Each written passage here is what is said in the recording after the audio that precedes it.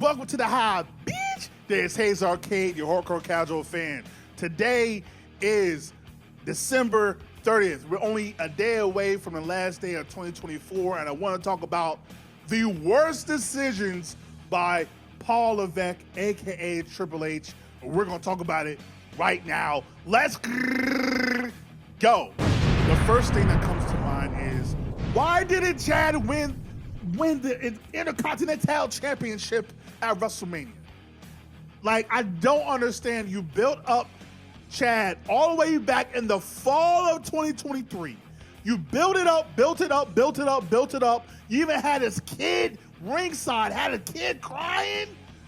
All for Chad just to win the IC title and defeat Gunther. Only for going all the way up to WrestleMania, him to somehow be the coach of Sami Zayn? For Sami to win the IC title? Why? Sami didn't need that WrestleMania moment. He just main evented WrestleMania the previous year, won the tag team titles, and finished his story with the Bloodline. Why did we need this? Why is Chad coaching Sami when Sami is the one that's at this point would have been a multi-time Intercontinental Champion? It should have been reversed. I don't understand why Triple H did that. And it ruined Chad really since then. Which we'll get to Chad not winning the IC title. We even get to more of Triple H's worst decisions when it comes to Chad Gable. But let's go to the next one. The dreadful Best of 7 series, the final match between Carmelo and Andrade. Andrade and Carmelo, who was kind of floundering on SmackDown, floundering in the mid-card, were putting on bangers on SmackDown, having matches of the night. Just having matches, no real story, nothing, no title on the line, just having good matches. And he wound up having a best of 7. They will wind up having a best of 7 series that will end in like a no contest DQ. And then once they are which leads to a triple threat match for the US title, for LA Knight's title at Crown Jewel, and then you don't even put the title on one of them so you can continue the feud.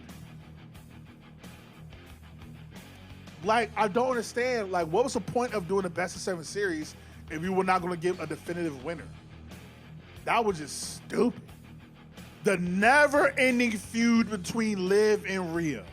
This never-ending feud. There's a difference between long-time storytelling and taking a long time to tell a story. Triple H still hasn't figured out the difference because it is almost it's going to be 2025 and we're still having a feud going all the way back to the day after WrestleMania. This never-ending feud, Liv Morgan cannot seem to get out of the Rhea Ripley bubble, and neither can Rhea Ripley. It's like this feud should have been done by October. At worst, November. We're still going over this feud. It's just like nobody it's hard to care about two characters that when it's not Drew and CM Punk to where there was natural progression of a story. Where there was a natural progression of the characters. There was a natural progression of the story. They have been stagnant ever since Dominic, Dirty Dom, turned on Rhea. They've been stagnant as the characters and story have been stuck ever since then.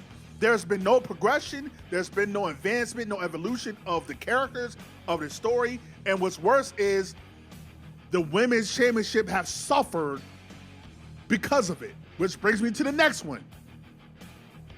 The booking of the women's division. I don't understand how difficult it is to book women in a better light. Like, why is it so difficult for companies to do it? This is a different time than back in the day when women's wrestlers was no better than just eye candy, but you have actual women who are wrestling, are doing having some of the most best matches of the entire pro wrestling scene, and we can't build women wrestlers better? You were doing something with Maxine Dupree. She hasn't done anything.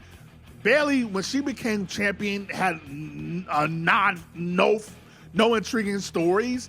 Liv, ever since she won the title, only has been focused around Rhea and no one else. Io has been on ice. Like, I don't understand why it's so hard for women to be booked properly and have proper stories. It's just like, come on, man, y'all got to do better. Gunther's entire World Heavyweight Championship reign has been such a utter disappointment. Gunther, who not too long ago was a dominant Intercontinental Champion. Like, right behind Roman Reigns, he was the guy in terms of what a champion is supposed to be. He wins the world title, and now after one loss to Cody Rhodes, he loses confidence and doesn't know how to win or doesn't believe in himself? How is that possible? This is Gunther. You don't need to reinvent the wheel. You've had an entire, since his NXT UK reign. Like, you've had this entire time of knowing how to book Gunther. And now he gets the world title and you don't know how to book Gunther no more? What? Like, that is just mind-boggling. I respect the fact that you're trying to tell a new story with Gunther.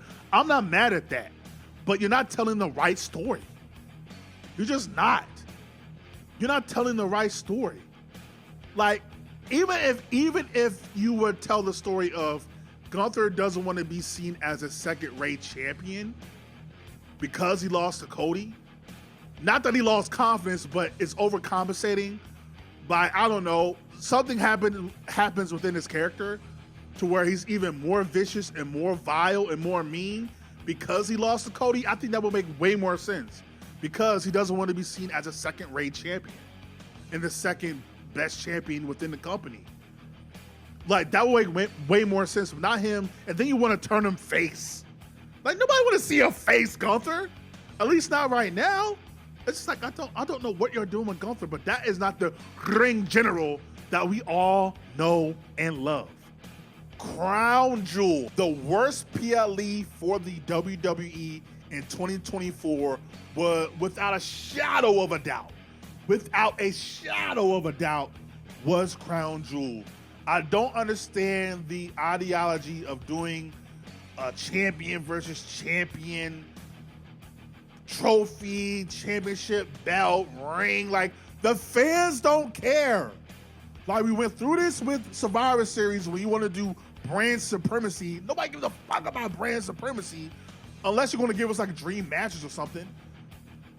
And then we had this back in the day with bragging rights. Like, why do y'all think we care about these non-consequential matches? Like, no, I don't want to see my champions go up against each other unless it's going to be something on the line or something of importance on the line. Not no dumb championship belt that they can't even parade around because they got to keep it in Saudi Arabia. And he don't even parade around the ring. If you would have made the ring, like if Gunther, imagine if Gunther would have been the person that won. Or no, imagine if Cody would have won the ring and Kevin Owens took it from him, right? Now you're making that just like you did with CM Punk in the bracelet.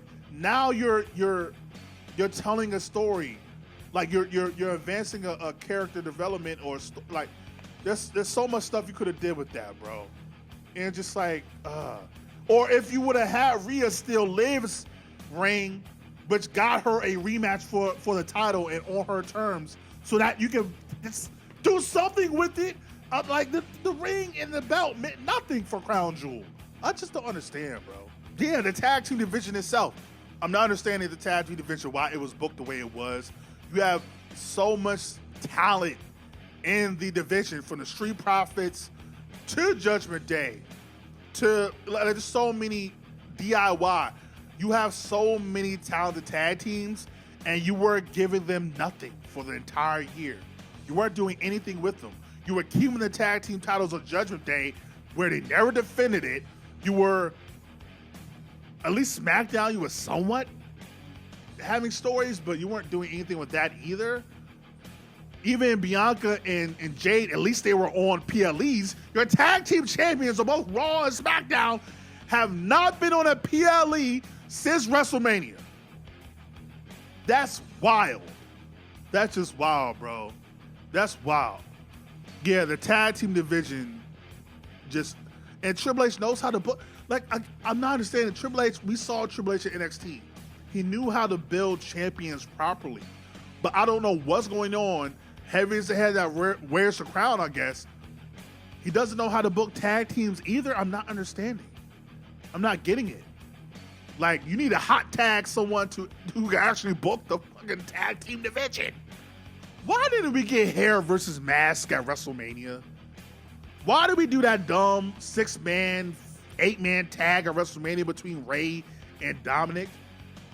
You couldn't have gave us Hair versus Mask. Imagine if Dominic would have had to shave his head, or if Ray would have had to lose his mask. Think how crazy that would have been. Like, why did we? Man, I don't understand why we couldn't get that, dog. I don't understand. That was right there, easy pickings for you right there. He didn't take advantage of it.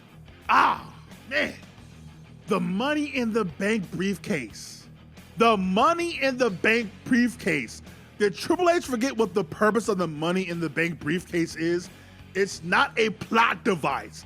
It's supposed to be something that you can use to help elevate a guy or a girl to be a world champion, potentially. You don't waste the Money in the Bank briefcase by having an unsuccessful cash-in the day of. Even if you would have did this at SummerSlam, Survivor Series, or Random Raw SmackDown, okay, I can get over that. But the fact that you just had the Money in the Bank briefcase be a prop for the CM Punk Drew feud that already was hot, like it already was a blood feud. You didn't need to do that. Like, it was so disappointing, man. You would have been better off. Like, you should have gave like Jay the Money in the Bank briefcase or something. Like, if he was gonna do that.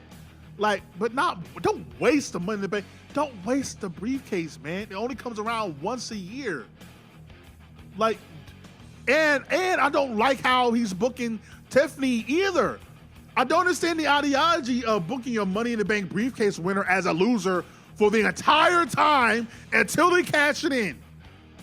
Like, that is so stupid.